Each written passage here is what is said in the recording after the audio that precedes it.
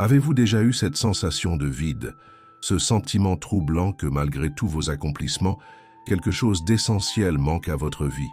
Vous n'êtes pas seul. Dans notre monde moderne où nous sommes constamment distraits, des millions de personnes se réveillent chaque matin en se demandant pourquoi elles font ce qu'elles font. Imaginez pourtant un instant. Et si vous pouviez vous réveiller demain avec une clarté absolue sur votre mission de vie? Ce n'est pas un rêve inaccessible. Aujourd'hui, je vais vous révéler 5 pratiques bouddhistes millénaires, mais étonnamment pertinentes, qui ont aidé des milliers de personnes à découvrir leur véritable but.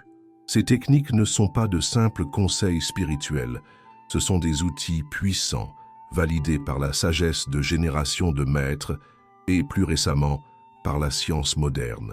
Restez jusqu'à la fin, car la 5e pratique pourrait bien transformer complètement votre perception de vous-même et du monde qui vous entoure.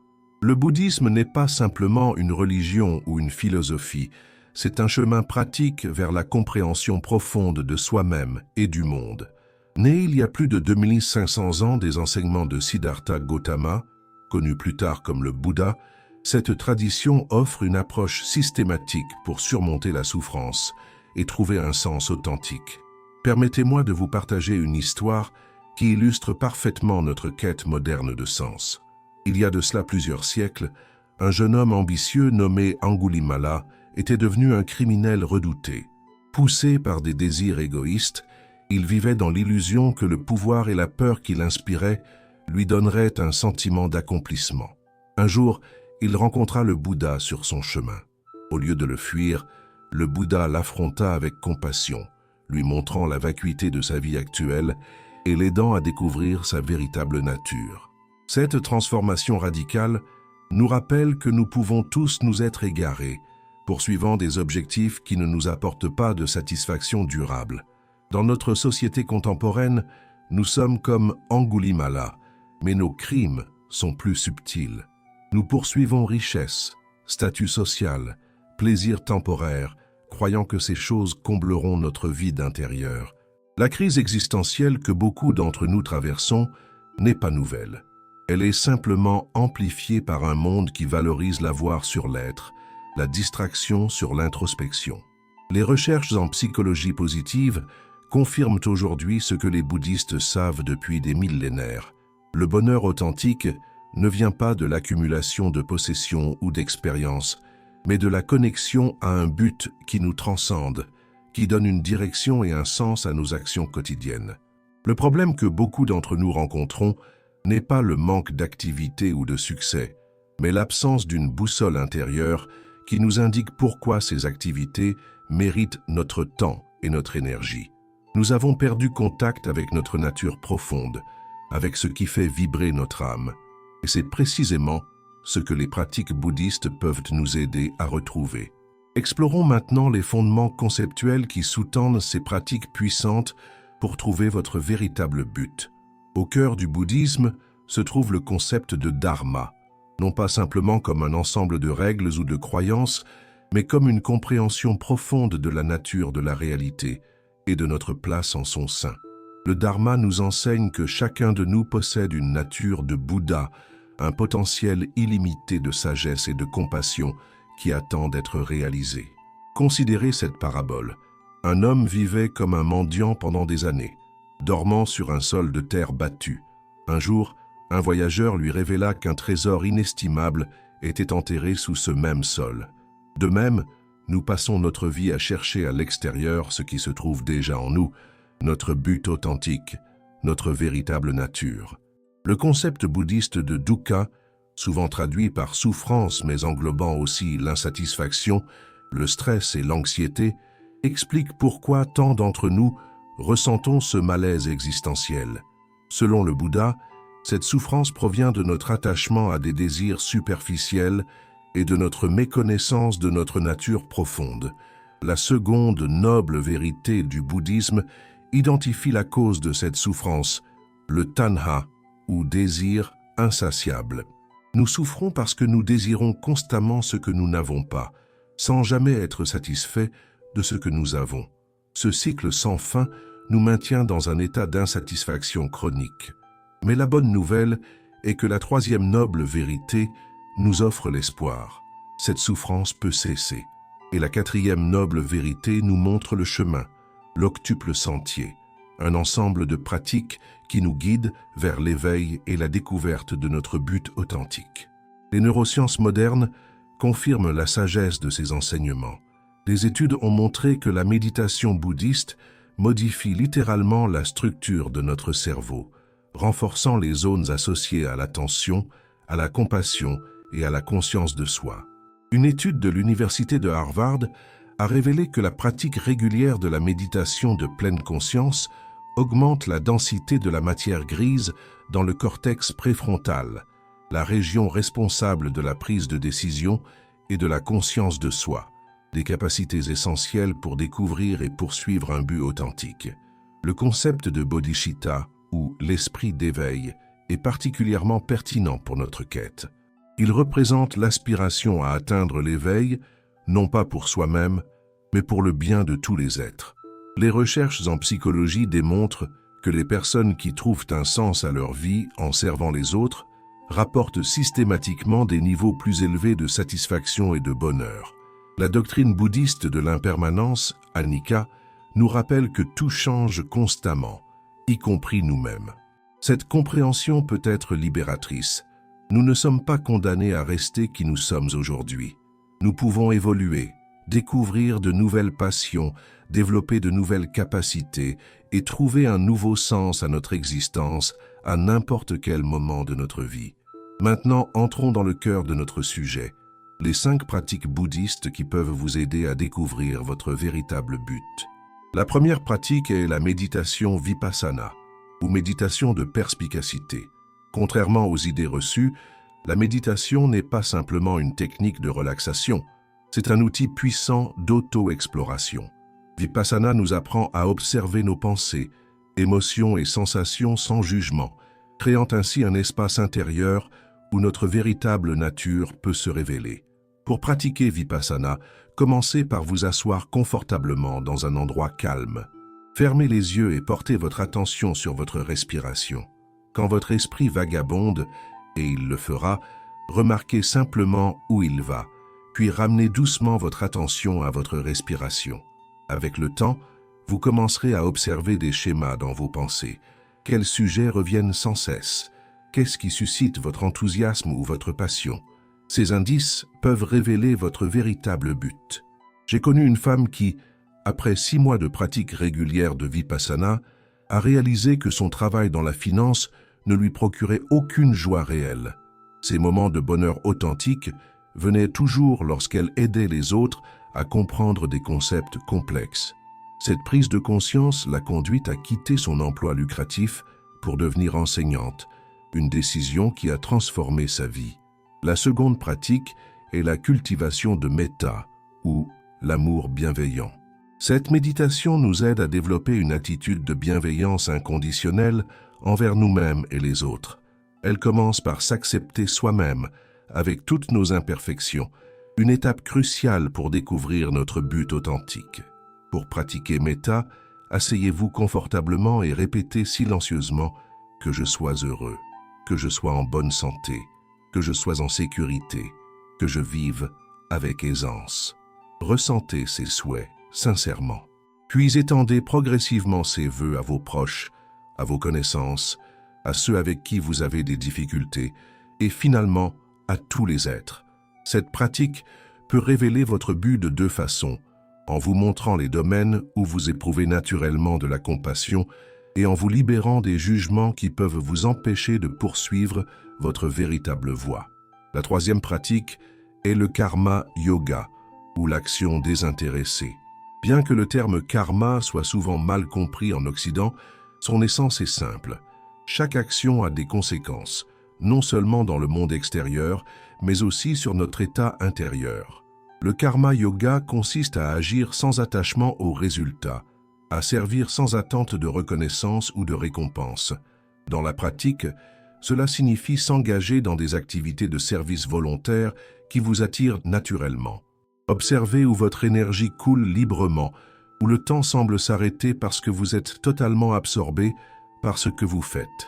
Un ami à moi a découvert son but en faisant du bénévolat dans différentes organisations. Il n'avait aucune idée de ce qui le passionnait vraiment jusqu'à ce qu'il commence à travailler avec des adolescents en difficulté. Là, il a trouvé une joie et un sens qu'il n'avait jamais connu auparavant. Aujourd'hui, il dirige un programme de mentorat qui a transformé la vie de centaines de jeunes. La 4e pratique est Sati, ou pleine conscience dans la vie quotidienne. Contrairement à la méditation formelle, Sati consiste à apporter une attention complète à chaque moment de notre journée, en mangeant, en marchant, en travaillant, en interagissant avec les autres. Pratiquez Sati en choisissant une activité quotidienne, comme boire votre thé du matin, et en y consacrant toute votre attention. Remarquez la chaleur de la tasse, l'arôme qui s'élève, le goût qui se développe sur votre langue. Étendez progressivement cette attention consciente à d'autres activités de votre journée. Cette pratique vous permet d'identifier les moments où vous vous sentez vraiment vivant et engagé, par opposition à ceux où vous vous sentez déconnecté ou épuisé. Ces observations peuvent révéler votre véritable but. De plus, Sati vous aide à être pleinement présent lorsque l'opportunité de poursuivre votre but se présente, souvent dans des moments inattendus.